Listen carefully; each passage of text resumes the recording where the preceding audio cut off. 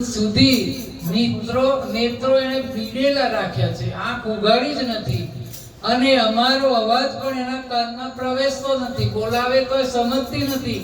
હે દેવર્ષિ, મને તો આ દીકરીની દશા 4-5 વર્ષની જોઈને હવે તો મને ચિંતા થાય છે. 4-5 વર્ષ થઈ ગયા. આમ રૂપના અંબાર સ્વામી આ મારી પુત્રીનું શું થશે?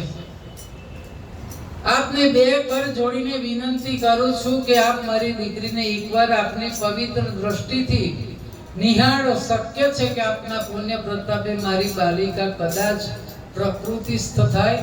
અને હું આશ્ચર્યચકિત થઈને નારદજી વૃષભજીને કહે છે કે અંતઃપુરમાં ગયા અને ત્યાં જઈને સૂતેલી બાળાને જોઈને આનંદની સીમા વટાવી ગયા કે પૃથ્વીલોક તો શું પણ બ્રહ્મલોક, રુદ્રલોક, ઇન્દ્રલોક અને આવી કોઈ રૂપ જોયું જ નથી. અને ખુદ પાર્વતીજી, લક્ષ્મી, સરસ્વતી, કાંતા, વિદ્યા એવી સુંદરીઓ પણ આ બાલિકાની આગળ કઈ જ નથી. તો હવે એમને ખાતરી થઈ ગઈ કે કદાચ આ રાધાજી હોય અને તેમણે વૃષભાનજીને કહ્યું છે કે તમે અંતઃપુરમાં હું જાઉં પછી તમે બહાર થોડી વાર નીકળી જાઓ, મને કદાચ એક વાર નજરે નિહાળવા દો. વૃષભાનજી કે ભલે.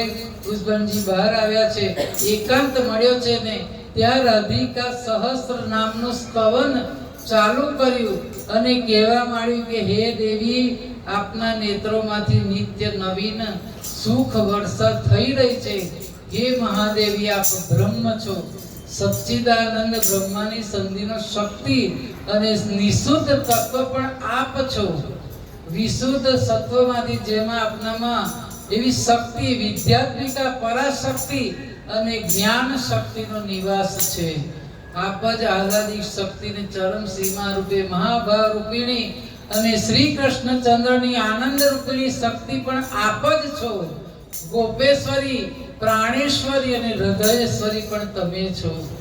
એમ સ્તવન કરતા કરતા ગાતા જાય અને બાલિકાના કાનમાં ધીરેથી કહ્યું કે મારા પ્રભુ ભગવાન શ્રી કૃષ્ણનો અવની પર અવતાર થઈ ચૂક્યો છે.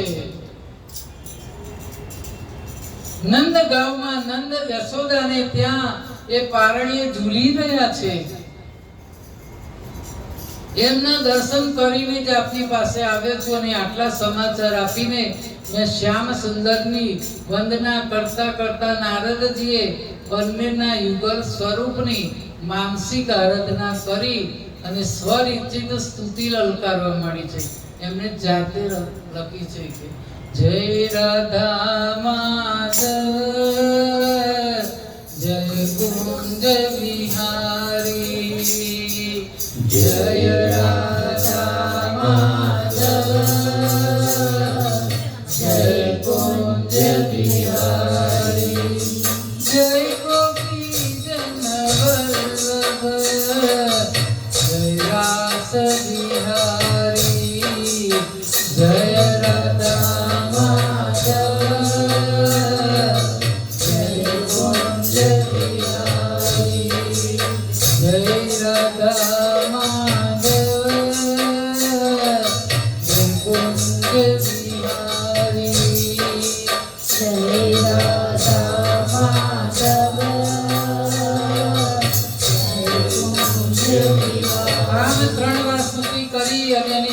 પ્રસન્ન થયેલા